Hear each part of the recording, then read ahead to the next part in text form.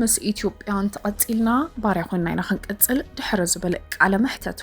ኣብ ዓይኒ ብልጽግናት ይወዘሎ ጀነራል ክንፈዳኘው አቡ ማዕኽናት ብልጽግና ሽሙ ይደጋገም ኣሎ ንጀነራል ክንፈዳኘው ምስ ሽፍታና ወዳደረ ፖለቲካ ትግራይ በጀነራል ክንፈዳኘው ኮነ ብዝኾነ ሽፍታ ዝምራሕ ኣይኮነን ዝበለ አባዱላ ገመዳ ትግራይ ዝኾነ አካል ተላዒሉ ዝዕንድረላ ኣይኮነትን ክብል ሓልዮት ዝመስል ዘረባ ስሚዑ ብቀዳምነት ንሪኦ ዛዕባ እዩ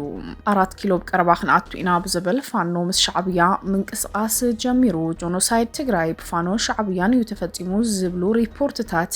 ዘይተቃደውሉ ስርዓት ሻዕብያ ድማ ጽምዶ ሻዕብያን ሕወሓት ፋኖን ዝብል ከይዲ 4 ኪሎን ምእታው ዝግበር ጉያ ንሕወሓት ሒስካ 4 ኪሎ ዝብል ምንቅስቃስ ድማ ከም ዝፈሸሎምን ብኻልእ ድማ ዝተዓለመ ሽርሕታት ከፈሽል ዝገብር ዘሎ ጆኖሳይድ ፋኖ ሻዕብያን ፈጺሞሞ ዝብል አጀንዳ መሰናኸል ኮይኑ ከም ዘሎ ተፈሊጡ መንግስት ድማ ኢድኩም ሃቡ ዝብል ናይ ሞታታ መጠንቃታ ሂብሎ ዳህሲስናዮልና ኢትዮጵያ በከበባ ከእቱ ዝኽእል ምንቅስቃስ ግብጽን ኤርትራን ብዝመልከት መገዛ መረበቱን ገዙን አንብሩን ባይሉ ክልምን ዝተገደደ ህዝቢ ህዝውን ቁጥዕን ሓዘንን ዝተመልኦ መረረት የስማዓሎ ዓድና ጸሊናለና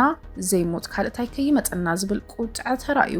ንፕሬዝዳንት ትግራይ በጃኻባ ዓድና ምለሰና ዝብል ልመና ከቅርብ ዝተገደደ ህዝቢ ዓድና ንጸላዕለና ዝብል ዘረባ ስሚዖም ንሃገራት ወታደራዊ ጽዋረ ብምቅብባል ትፍለጥ ኢምሬት ዓረብ ህጹጽ መጠንቀታ ቀሪቡላ ካብ የመን ክትወጽእ ብንግስነት ስዑድ ዓረብ ሰመዝን የመን ዝቀረበላ ሕቶ ምላሽ ሂባትሉ ሰላም ከመይ ተጸንሑ ተኸታተልትን ፈተውትን ራራ ሚድያ ዋናውን ሞያውን ሚዛናውን ትሕሱታት ዝዕለት ብቀንድ ርእሳቱን ፈሊምና ለና ቻናልና ላይክ ሼር ሰብስክራይብ ብምግባር ዋናውን ሞያውን ሚዛናውን ትሕሱታት ራራ ሚድያ ተኸታተሉ ናብቶም ንሎም ዕለት ዝሓዝናዮም ዋናው ዛዕባታት ክንሰግር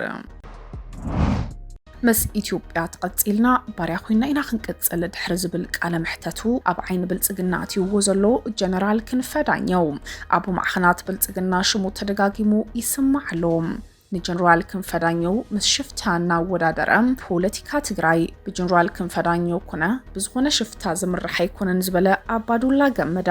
ትግራይ ዝኾነ አካል ተላዒሉ ዝዕንድረላ ኣይኮነትን ዝብል ሓልዮት ዝመስል ዘረባ እዩ ኣስሚዑ ንብዙሓት ሓለፍቲ ስርዓት ብልጽግና ቁጥዑ ዝጸንሐ ምስ ኢትዮጵያ መቕጻል ማለት ባርነት እዩ ዝብል ዘረባ ጀነራል ክንፈዳኘው ኣብ ሰዓቱ ገብረ መልስ ክብሉ ዘይጸንሑ እኳ ትኾኑ ኣብዚ ሰሙን ዝግን ኣብ ሚድያታት ዝግበር ዘሎ ቃላው ግጥም ስዒቡ ፖለቲካ ትግራይ በጀነራል ክንፈዳኘው ኮነ ብዝኾነ ሽፍታ ዝግራሕ ኣይኮነን ክብል ድማ አባዱላ ገመዳ ተሰሚዕሎ ድሕሪ ውድቀት ስርዓት ደርጊ ውድቡ ኦህዴው ወኪሉ ኣብ ዝተፈላለዩ ዓበይቲ ወታደራውን ሲቪላውን መዝነት ዝጸንሐ ነበር ኣፈ ጉባኤ አባዱላ ገመዳ ንልዕሊ 7 ዓመታት ዝመርሑ ባይቱ ወከልቲ ህዝቢ ፌደራል ብገዛ ፈቃዱ ተኣልዩ እዩ መስራቲ ዲሞክራሲያዊ ውድብ ህዝብታት ኦሮሞ አባዱላ ገመዳ በህዝብ ኦሮሞን ተቀባልነት ዘለዎ ብምዃኑ ኦሮሚያዊት ኢትዮጵያ ንምግባር ዝድከመላ ዘሎ ኢትዮጵያ በወገንቶም ልዑል ድጋፍ ዘለዎም ፖለቲከኛታት አጀንዳ ትግራይ ከዋዕዋዕ ምግባር ተደሊሎ ከም በዓል ጀነራል ክንፈዳኘው ዝበለው አካላት ህዝብ ትግራይ ብዝግባእ ስለዘይፈለጥዎ እናተልዓሉ ዘዛረቡ እዮም ዝበለ አባዱላ ገመዳ ንህዝብ ትግራይ ልዕለቶም ተወለትን ኣብ ሓላፍነት ዝነበሩ አካላት ንሕና ኢና ንፈልጦም ክብል ተሰሚዕሎም ስርዓት አብይ አሕመድ ነዚ ሃገር ካብ መከራ የድሕናን ስርዓት አብይ አሕመድ ነዚ ሃገር ካብ መከራ የድሕናን ናብ ልምዓት ይወስዳን ኣሎ ዝበለ አባዱላ ኣብቶም ጎንፂ ዓብሊሎም ዘሎ ቦታታት ዘሎ ጎንፂ ምስ ፌደራል ክስማምዑ ዘይከኣሉ ውሽጣዊ መራሕቲ እዮም ክብል እዩ ተሰሚዑ ነበር ዋና ዳይሬክተር ኮርፖሬሽን ሓፂን መፂን ኢንጂነሪንግ ዝነበረ ሜጀር ጀነራል ክንፈዳኘው ናይ ብገበን ግዕዝና ተጠርጢሮ ቂል ድሕሪ ምጽናሕ ድሕሪ ውዕለ ፕሪቶሪያ እውን ናብ ትግራይ ኣምሪሑ እዩ መነባብሮ ትግራይ ዝገበረ ጀነራል ምስ እምተኣሳሲሩ ፌደራል ሰበር ቤት ፍርዲ ዘይሕጋው ጉባኤ እምተካይዶም ዝበሎም 13 ውልቀ ሰባት ስሞም ጠይሱ ብዕሊ ኣጊዱ ድማ ካብቶም ዝተኣገዱ ሓደ ዝኾነ ጀነራል ክንፈዳኘው ድሕሪ ንውሕ ዝበለ ግዜ ናብ ፖለቲካ ቅልቅሊሉ ብዝህቦም ዘሎም አንጻር ኢትዮጵያውነት ሓሳባት ክንቀፍ ይረአሉ ካብ ዝሓለፉ 3 ሰሙናት ኣቢሉ ድማ ምስ ኢትዮጵያ መቐጻል ማለት ባርነት ምምራጽ ማለት እዩ ክብል ምትራብ ዝግበሩ ሰላማዊ ርክባት ሙሉእ ብምድጋፍ ድማ ኢትዮጵያ ጸላይትና ክብል ምግላጾ ይርሳዕን እዚ ዝቆጥዖም ብርክት ዝበሉ ነባራት ሓለፍቲ ድማ ምስላ ብምግባር እውን ጀነራል ክንፈዳኘው ከም ጀነራል ክንፈዳኘው ዝኣመሰሉ ኣካላት ኣብ ፖለቲካ ትግራይ ክነጥፉ ኮነ ክሳተፉ ዕድል ዝወሃቦም ኣይኮነን ብኦም እውን ዝምራሕ ኣይኮነን ዝብል ትግራይ ብዝኾነ ሽፍታት ምራሕ ኣይኮነትን ዝብል ኣሽሙር ከዛረብውን ዝስምዑ ዘለው 4 ኪሎ ቀረባ ክንኣቱይና ብዝብል ፋኖ ምስ ሻዕብያ ምንቅስቃስ ይገብራሎ ጆኖሳይድ ትግራይ ብፋኖን ሻዕብያን ተፈጺሙ ዝብሉ ሪፖርትታት ኮኑ ዝጋውሑ አጀንዳታት ዘይተስማምዕሉ እዞም ሓይልታት ትግራይ ኣብ ጎንና ነሰልፍ ዝብል ስትራቴጂ ተስፋ ዝሰኣኑሉ ይንገራሎ ጽምዶ ሻዕብያን ሕወሓትን ፋኖን ዝብል ከይዲ 4 ኪሎ ዳግማይ ንምእታው ጉያ ሕወሓት ሒስካስ ትውጠና መንባሩ ግን ድማ ሕወሓት ኣብ ውሽጡ ዝተፈጥረ ቅልውላው ነቲ ብክልቲኡ ሓይልታት ዝተዓለመ ሽርሒ ከፍሽል ዝገብር ዘሎ ጆኖሳይድ ፋኖን ሻዕብያን ፈጺሞሞ ዝብል አጀንዳ መሰናኸል ከም ዝኾነ ዝንገር ዘሎ ብተመሳሳሊ ድማ መንግስቲ ኢድኩም ሃቡ ዝብል ናይ መወዳእታ መጠንቀቕታ ሂቡ መንግስቲ ፌደራል ጆኖሳይድ ፈጺሙልና ካብ መባል ብላዕሊ መንግስቲ ኢትዮጵያ ጭኒቕዎ እዩ ናብ ኩናት ኣትዩ ቀንዲ ጸላኢና ግን ሻዕብያን ፋኖን እዮም ዝብሉ ድምጽታት ዘስምዑ ዘሎ ፖለቲከኛታት ተጋሩ እናተዓብለለ ዝኸይድ ዝመስል ዘሎ ፖለቲካ ንሻዕብያን ፋኖን ዳግማይ ተዓጥቕካ ክባሃሉ ገይርዎም ኣለዎ በተሰማድ ዜና መንግስቲ ኢድኩም ሃቡ ዝብል ናይ መወዳእታ መጠንቀቕታ ሂቡ ኣብ ጫካ ንዘለው ዕጡቃት ብህጹጽ ኢድኩም ንመንግስቲ ሃቡ ዝብል መፈክር ዘስምዕ መንግስቲ ክልል ኣምሓራ ብሰላማዊ መንገዲ ኢድኩም ክትህቡ ይግባእ ዝብል መጠንቀቕታ ዝተሓወሶ መልእኽቲ ተሕሊፉ ዘሎ ኣብ ክልል ኣምሓራ ሳርሒ ዘሎ ኩናት ብርክት ዝበለ ምክልኻል ሓይሊ ነታ ክልል ዝዓብለላ እንትኸውን ኣብ ልዕሊ ከባቢታት ክልል ኣምሓራ ኮይኑ ምንቅስቃስ ዝገብር ዘሎ ዕጡቅ ጉጅለን ምድምሳስ ጽዑቕ ውግኣት እውን የካይድ ኣሎ ናብ ስምምዕነት መጺና ኢና ዝብሉ ዕጡቃት ይበረኸቱ ብዘለሉ ሰዓት እውን ብህጹጽ ኢድኩም ሃቡ ዝብል መልእኽቲ ዘሕለፈም ኣምሓራ ብልጽግና ክመጽእ ንዝኽእል ሰዓበን ብጋንኡ ደው ክብል ኣተሓሳሲቡ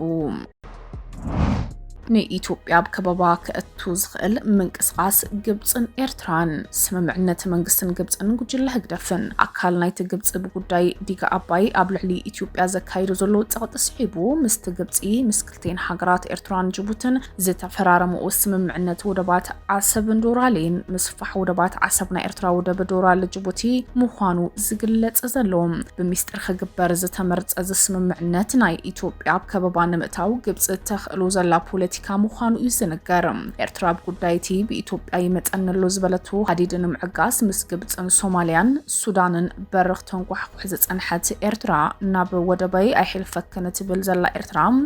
እትን ኢትዮጵያ ዝኸልአታ ምንቅስቃስ ንግብጽ ድማ ክትፈቅደላ ተራእያ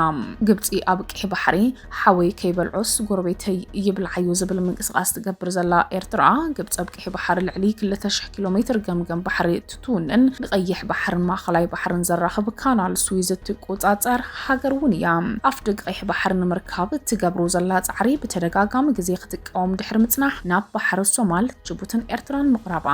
ዕላማ ግብጽ ንጹር ምዃኑ ዝግለጽ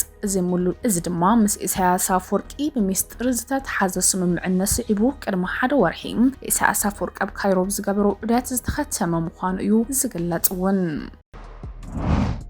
ንሕና ተዓዲ ጸይና ለላበኤና ንኾደ طفينا له هازلينا يتقرأي لمفترنا لاقي كاي حاري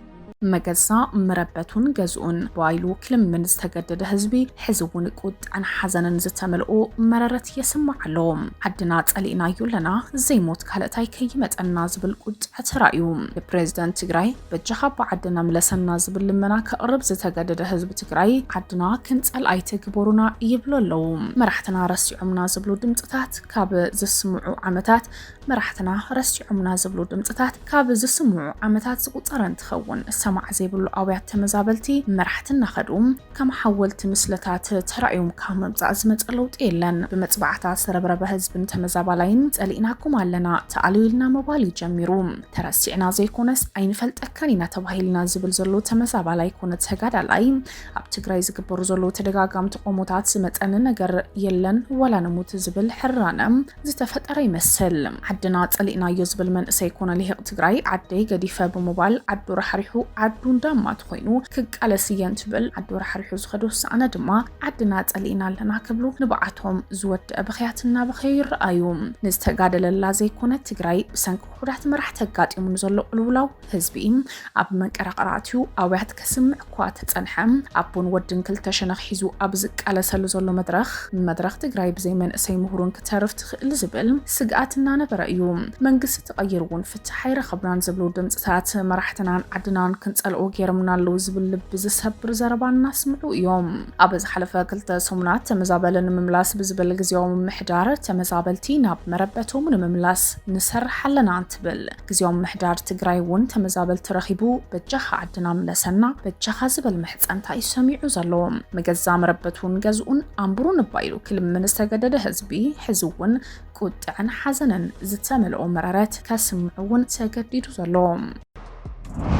نهاجرات وتعدروا توار بمقبالات فلات إمارات عرب تصوت متنقط قريبلا كاب يمن كتوت بنقسنة سعود عرب سمز يمن نزقرب الله حتى دما ملاش هيوالا كاب يمن كتوت بنقسنة سعود عرب سمز يمن نزقرب الله حتى استقبلت إمارات عرب تصوت عرس مدحان كتكبر كل لازو حبازلهم بالسعود زمرح وتعدروا الفنتي قبل علتنا تسألت حيلتات الجبوب يمن متقعت دحرم في تصامم أبو جاب حيلتات كتوت أفليت إمارات نتهم زو بيت مخرج جبوب زفلت عدواتات وهرب معتاقم متقعت كفتصمو دفافي أزبل كسيو قريب لازلوم نكسنة سعود عرب نتأزيو حدقنيا زخونة تكبار المبداح أجلاي سقومت كم توسد دمات انقام سعودن إمريتن أبتا أنصار عدوات حوتي ككايد زوز أنحا كوينات كم مشاركت بحبار تسليفن متنحن زفلت انتخون أما قوتهم أنصار حوتي تسلفو يمناوين زقاتم من مقال نغلتين هاقرات هون تسألي زلوم منستر مكل خال حبرات إمريت عرب أبزوت ومجلتي أب يمن تتصنحو أبلات تسرش برابناي جزار سوسانا كوت وتوسينوم أبقرب أوان زقات أمام حبالتها بسنة هاد معنا تلقو نايتي تسرش برازل وسعبين أب قمت بمتهاو تناي مسحاب السقوم كمستوسنة مجلتي تكس بزعباتي بوت تادراو لفنتست خيدة متقعتيهون متنقرتها سعوديا بنطوراي تقسن منستر قدرات وطا سعوديا بزوت وتسرير مجلتي نتبتهم حيلتات جبوبن يمن نزتوسد متقعتن مكتا تسرح كم زلاتهم بيو رياض كم زبلتو إمريت نتوم تنتقلت حيلتات الجبوب يمن أباورات جنة حدراموتن على مهرن زكايد ومتقعتيم نهاجراو دحننت تانق سنة زسقت تامرق قعري بابليك يمن تزوبا أب حدا غازقتون يوم منستر قدات وطعي أبو دابقن تينابتوم حيلتات بمركب استلعق نبراتات وار كم زي نبرون تمقوتهم نتقتاني تحفتز غنم نتقتاني تحفتز غنم نقسنة سعود عرب أب حدا غان متاو ويدما روبات إلامان مكبار وتادراو سرحتات كايد نزخنا يمناو أكل متبع يكون تقط جيران زبل كسي كامتخونو نودم عزقلت زلوم نتتفتيرو زلو كونتات نمقوت تقطان مرقق عنمو حاسك تسرح متنحاز نقرلا إمريت دمام لعلوي حلفتهم تنتقلت أكل زخونو شمون تقابلات زلو بريزيدنت هاو بيت مخرين أبزوت مقلتي مس إمريت تتنحهم وتادراو كيدام بمسراز تتخلوم زيقاتات نمو حاس حادن نتلو على مرقق عن جزعتو حدنت يمن مرقات حيلتات أبوشت إسران 4 ساعات كتوت عزيزو نيرو راشد العليمة هابد جبوب يمن 9 معلتات تصنح هتوت واندم أويجو توسانا نحوتين مقدت أمنتهم بتوم كاب حبرات إمريت عرب تأزاز وسدو بزي مئزوزات وتادرو حيلتات فترو وشتاو رتمي دون موبايل عدلاي مخان يتزاريبو مرحت كزيو بيت مخرج جبوب دمام حيلتات حبرات إمريت عرب كوت وقدم مكبار حقاو مسرت كام زي بلو بمقلات إمريت هابت أنصار بإيران زدقف حيلتات حتى زكايد وزلوق عند مشاركة مخانو يوم أفريتهم زلو وتادراو مخاين زركبان تشكركر ترما أبوشت قزرنايتي ودب نديدانن عنين زر السئلتات أب محبراو من رخيبتات تزركي حزلو بزعبا بسبز وردا قدعات جنس تبحال النقر زي لنتخون تمتقعتي بزي فلوت أنا مفتزعمو بحسي بلا إمريت عرب بتسوكم تيرما تجري ما زلام أبز حلف قدام بيلوتهم تنزلت حيلتات جبوب يمن كاب حدراموتن المهرن بسلام كوت تماحتينو من بارون تقلت تحيلي عيرون أبو وادي نهاب زبحال كبابي زوبا حدراموت دبدب بمفتزام دما تساويتا قريبو زلوم تخاتاتلتن فتوتن رارا ميديا وانا موياون ميزانون تحسوتات زعلت زوم سكاب حزي كتكتاتل ومزصنحكم يمسلون يروم تملسنا بخلوت وانا ومعبالاتات زينان حابريتان كنرخبنا چانالنا لايك شير سابسكرايب بمقبار سدرارا رايحونو حساب رليتو مناسفرو رارا ميديا ጥበብ ይመርሕ።